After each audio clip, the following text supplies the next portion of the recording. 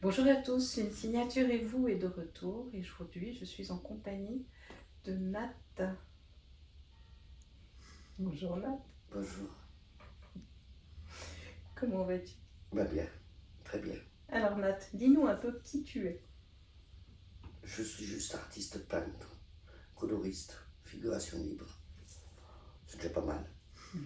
C'est déjà beaucoup. Voilà. Et je suis dans la grande rue et De Fontvieille. de Fontvieille, oui. S'il vous plaît. Alors Nat est une célébrité dans Fontvieille.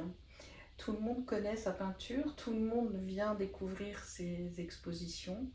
Elle est talentueuse, on peut le dire.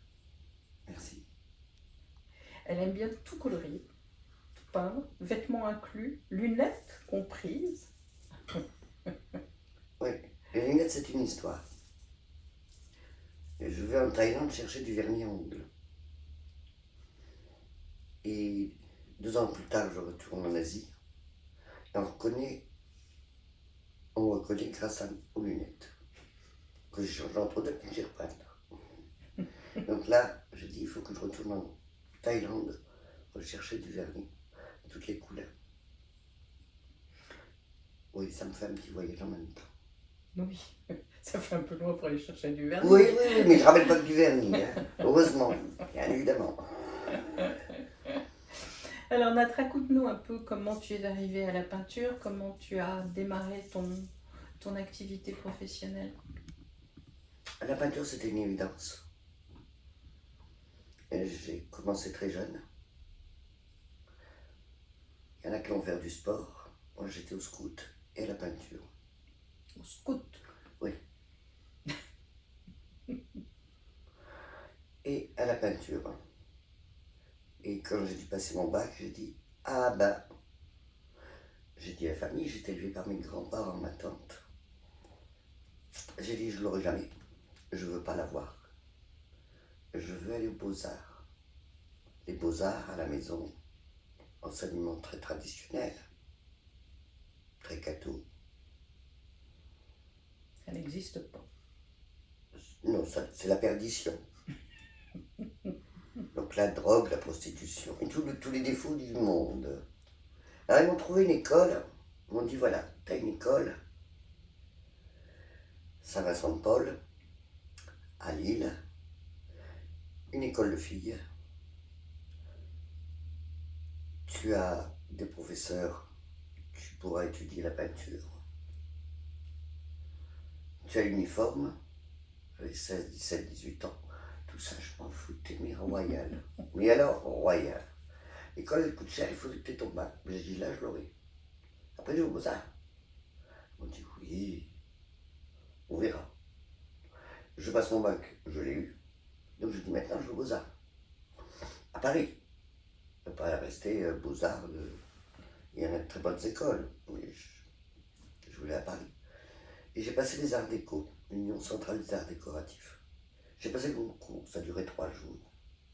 Je l'ai passé, toujours en uniforme, j'avais rien d'autre. Et j'ai passé les beaux-arts. Et tu as tout eu. Oui.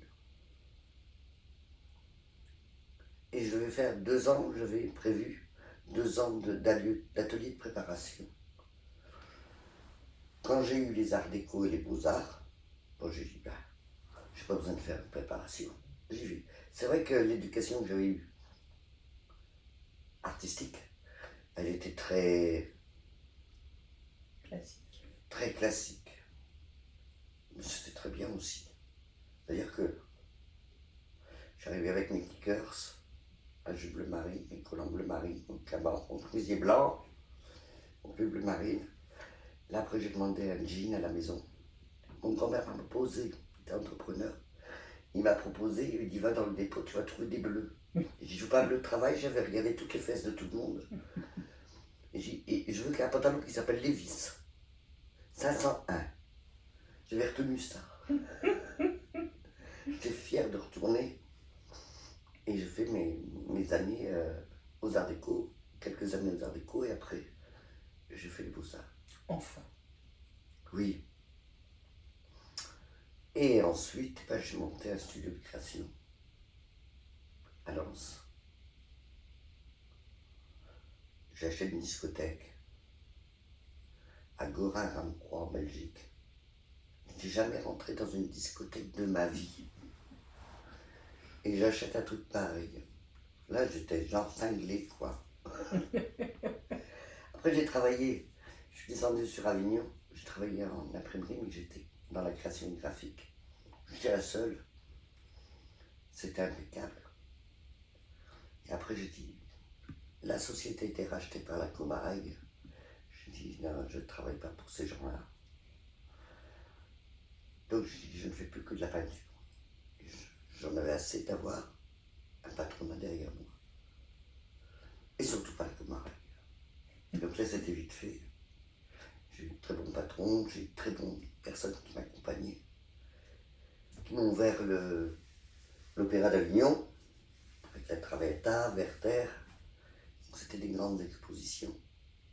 J'ai rencontré beaucoup de monde parce que j'étais dans la communication. Et après, ben, maintenant, je me suis dit, je ne fais plus que de la peinture. Donc je ne fais que ça. Point. Voilà, tu sais tout. Et une fois que tu t'installes et que tu ne fais que de la peinture, tu es venu directement à Fontvieille ou tu as eu un petit passage Non, c'était Je suis allé sur l'Irak, dans le Gard, et le propriétaire de la maison m'a dit, je suis en train de restaurer. J'ai dit, bon, on va aller, avec les enfants, j'avais 2 enfants, 2 garçons. Je dis, on va aller à Fontvieille, on va aller voir le loup, puis la chèvre. C'est la visite d'aujourd'hui. Et il est en train de faire les travaux dans la maison. Je dis, qu'est-ce que tu vas en faire? Il me dit, je la loue. Moi, je dis, pas de problème. Je T'en veux bien, t'en veux bien de moi? Ben, je la prends tout de suite. Donc, je suis arrivé sur Fontvieille. D'accord, donc ça c'était en quelle année? C'est trop loin. 1712. Ah, tu veux un chiffre? Je vais te donner. D'accord, Je sais 1700. pas, dans les années 87, 88, 89. Ah oui, donc ça fait, 92, 13, 94, 94. ça fait quand même longtemps. Oui, point d'âge. J'ai une vieille maintenant. Alors moi, ce que je vois dans ta signature, hein, c'est quelqu'un qui est extrêmement créative, etc. Enfin, on ne va pas le nier, c'est une évidence. Mais surtout quelqu'un de très rigoureux et quelqu'un de très sérieux dans ce qu'il fait, dans son travail. Et ça, c'est important. Ça donne une rigueur dans ton travail qui... Ce que je trouve important, c'est d'abord, je ne travaille pas, on peut dire que c'est mon travail. Je m'amuse, mais je suis sérieuse dans ce que je fais, en effet. Par contre, tu vas me demander de passer le balai. Là, je ne suis pas sérieuse. Je vais complètement oublier le balai parce que je vais faire des tas pour me dire, tiens, je l'ai fait. Tu vois? Je n'ai aucune rigueur pour ça. Je sais. Parce qu'un jour, tu m'as expliqué, je suis rentrée dans l'atelier, enfin chez toi, ta maison, et il y avait des feuilles mortes partout. Tu m'as dit, oui, c'est l'automne, il y a des feuilles. Et effectivement, le sol était jonché de feuilles, de branchages. Et j'en ai rajouté après. Et j'en ai rajouté. Oui. Donc le balai n'est pas passé. Non. Surtout pas. C'était une création. Le balai est peint.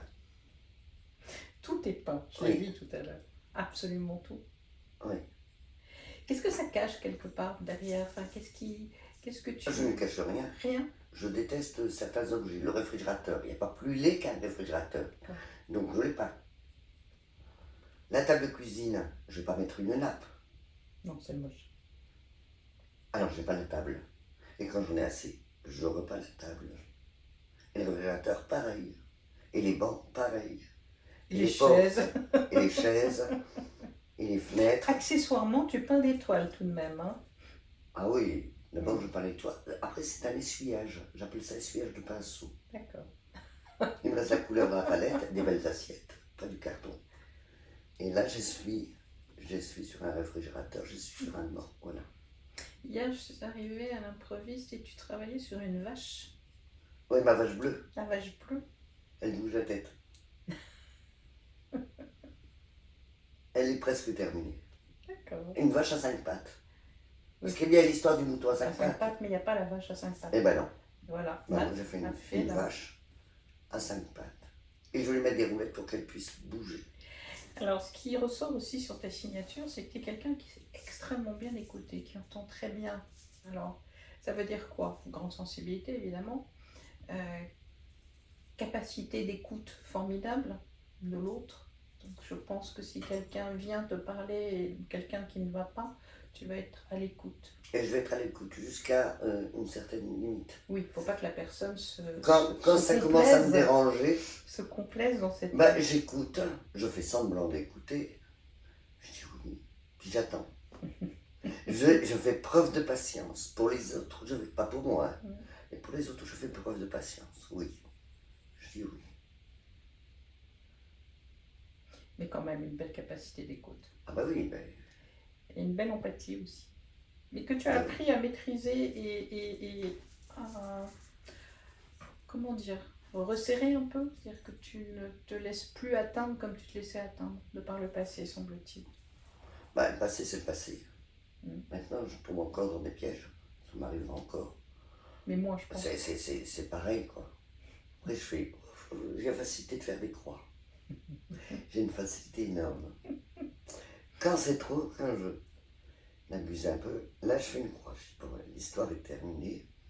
C'est tout. Et ça ne me touche pas. Alors, récemment, tout le monde le sait, c'est pas un secret, tu as développé un cancer. Enfin, récemment. Ça fait un petit moment, là, maintenant. C'est un certain nombre de mois. Et ça t'a un peu terrassé, mais tu as toujours gardé ton pinceau à la main et tu as continué à peindre. Je préfère ça plutôt que de passer le balai quand même. Est-ce que c'est ça qui t'a permis de dépasser tout? Bien sûr, je suis passé. Donc ça a été ta façon de... Je n'écoute pas. De toute façon, je n'écoute pas ce qu'ils me disent, ce que me disent les médecins et tout ça. Je suis les gens qui vont pas bien, mais les médecins... Je suis les médecins, mais je ne veux pas savoir les résultats. C'est leur problème. Quand je vois le médecin, je lui dis, vous savez quel pourcentage de rouge il y a dans le Bleuftalo? Alors c'est chacun son métier. D'accord? Puis j'y vais avec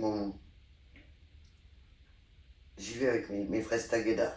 Je lui donne fraise Tagueda. Tu donnes une fraise Tagueda, ils ont tous le sourire. Ça change tout. Un médecin, il ne sourit pas quand il te dit que tu as une tumeur. Il ne sourit pas. Là, tu lui donnes une fraise Tagueda, il sourit. Voilà, là, c'est dit gentiment, je veux bien écouter. Je veux bien là. Mais j'enregistre pas. Je suis votre traitement, monsieur, c'est pas mon problème, c'est le vôtre. C'est vous le médecin, pas moi. C'est bon. Maintenant, si ça va pas mieux, c'est de votre faute. Pas de la mienne. Moi, je fais ce qu'il faut de mon côté, je peins. Voilà. D'accord. Mais c'est bien, hein, mine de rien. Je ne sais pas si je vais m'en sortir, pour l'instant, ça m'est complètement égal. Je veux pas savoir. Mais maintenant, je me lâche. Dans la création, je fais tout ce qu'est comme je veux. Et quand je veux. Donc ça fait 2h du matin, 4h, 6h. Ça m'est égal. Bon, ça a toujours été comme ça, non? Oui, mais à un moment, quand j'avais des enfants, oui. Il fallait gérer. Oui, il y a l'école. Ah, j'aimais bien l'école. Moi. Mais moi, j'aimais bien. Je remercie les professeurs à chaque fois. J'allais rarement les voir parce que je dis, s'il y a un problème, vous me le dites. Sinon, je sais pas la peine pour dire, oh ben, ça, votre fils, il travaille bien. L'autre, il fait pas grand-chose. Ah ben oui, mais lui, il travaille bien. J'ai pas besoin de... Non. C'était leur problème aussi, c'était leur travail. Chacun son métier. Qu'est-ce que tu dirais à quelqu'un qui veut se lancer dans la création aujourd'hui? Dans la création? Ouais. Lave-toi la tête. Lave-toi dans la tête. Dans la tête, j'avais bien compris. Vide-toi la tête. Tu te vides. Tu cherches pas à faire du beau. Fais ce que tu sais faire déjà. Et puis regarde. Apprends à regarder. Oui, je dirais ça. T'apprends à regarder. C'est le maître mot. Et j'ai eu la chance d'avoir de bons professeurs à Paris. Maître Mathieu, Maître Mican, Maître Torrens. Oui, j'ai eu de bons professeurs. Grands professeurs. J'ai travaillé. Et c'est tous les jours. Il faut faire de la création tous les jours. Tu ne vas pas te coucher le soir si tu n'as pas fait quelque chose. Une bêtise. Un truc, casser une assiette et puis panne dans l'assiette. Sans la recoller. Sortir du cadre. Ah oui, il ne faut pas rentrer dans le moule. Ah non, il ne faut pas rentrer dans le moule. Ça, c'est pas de la création, quoi. C'est toujours avancer, avancer. Puis regarder, et regarder. Se promener avec une fenêtre. Fenêtre, c'est un morceau de carton blanc, avec une petite fenêtre. Tu la mets comme ça, tu l'attends comme ça, tu la vois comme ça. Si je fais comme ça, si je fais comme ça, la fenêtre, je vais voir que ton visage. Si j'approche comme ça, je vais voir ton corps jusqu'ici. Et tu fais ce que tu veux. Et là, j'oublie ça, j'oublie ça. Et puis voilà. Et regardez, regardez, et enregistrer. Alors j'enregistre, j'ai des cases pour ça. Tu les travailles, tes cases, tous les jours. Bon, après, il y a des cases que tu oublies. Par exemple, quand on demande un numéro de code sur des cartes, des trucs comme ça devient difficile. Chercher, il n'y a pas de place. Des clés de voiture, c'est difficile. Des horaires, c'est très difficile. Mais ça m'est égal. Tu es dans une dynamique de travail. Tu es quelqu'un en fait qui s'est jamais arrêté, qui a toujours avancé, et qui ne s'est jamais posé pour se dire ok, voilà, ça c'est derrière moi, qu'est-ce que je vais faire maintenant? Si, tout ce qui est négatif, je me Oui, suis je posé, parle de ton âme. je l'ai mis, Oui, mais derrière. tu le mets, oui, mais tu regardes toujours devant, tu es Ah bah toujours oui. avec une idée, toujours avec Ah une oui, mais envie, trop. toujours avec un désir. Ah, toujours trop même. Ça me fatigue quelquefois. J'en ai trop, je peux pas, les journées, je peux pas faire tout là. Faut choisir. Non, bah, j'ai jamais un peu de côté, hein. Mais aujourd'hui, je fais ça. Oui, j'ai toujours trop d'idées, quoi. Puis je fatigue tout le monde, hein, parce qu'il y a des choses que je ne sais pas faire, que je ne veux pas savoir faire. Donc je t'appelle. Il là est toujours du répondant. D'accord. Bon, ça va remercier, mais c'est bien. En tout cas, une chose est sûre, c'est que cette formation que tu as reçue, elle se voit, elle se sent dans ton travail, même si tu fais ce que tu as envie de faire et comme tu l'as Ah, ça, c'est le travail de tous les jours. Ouais, mais cette formation, elle est là. Ah bah oui. Ce qui n'est pas donné à tout le monde. J'ai de la chance. Ouais. J'ai de la chance de Saint-Vincent-de-Paul. Merci, les bonnes sœurs là, que je déteste. Je ne l'aime pas du tout, quoi. C'est pas que je déteste, mais elles m'ont gardé quand même. À la c'était pas donné. Alors là, c'était pas donné, hein. Mais elles m'ont gardé. Et surtout, elles t'ont formé. Pas elles, heureusement. Sinon, je serais avec des bons yeux de Rick. Non, pas elles. Mais j'avais de bons professeurs aussi. Ouais, en histoire de l'art, parce qu'il y a tout qui rentre. Histoire de civilisation, histoire de l'art. Et tout ça se sent dans ton travail. Cette précision finalement dans le geste qui donne l'impression de partir comme ça. Non. On sent cette rigueur qui est là derrière. Et ça m'a toujours ému, toujours touché. Oui, j'ai le geste qui... Je réfléchis, je me concentre, et quand le geste, quand je sens que c'est... Parce que ça, c'est un outil. C'est pas mes mains qui font. C'est dans le sternum, ça passe dans la tête. Ça, c'est un outil. Quand je rajoute un pinceau, ou un bidon de bétadine, aussi. Oui, aussi, j'ai vu ça. C'est un outil. Ouais. Donc je prolonge l'outil d'un outil. Mais là, c'est là que ça se passait. Et quand je le mets, le geste, il est bon. Pour moi, il est bon. Oui, mais il est juste en fait. J'espère. C'est pas juste. C'est rare. Je change. J'enlève. Et je le retravaille. Mais ça arrive rarement. En tout cas, là, tu prépares une expo. Oui. 2. Alors, dis-nous. Il y a mois de novembre à Salon de Provence. Là, c'est Provence Painting. D'accord. Mais comme j'étais un peu souffrante, Avec la radiothérapie, j'ai pas dû m'en occuper, j'ai pas pu. J'ai mis Nicole Brousse comme commissaire de l'exposition. Donc c'est elle qui gère l'exposition à Salon, je participe.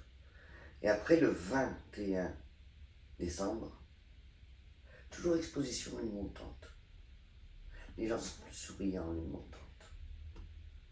Ça, c'est l'expérience. Tu m'avais déjà expliqué ça. C'est l'expérience. Ça fonctionnait mieux. Et ça fonctionne. Donc le 21 décembre, je fais une exposition à la maison. Donc il y aura des musiciens.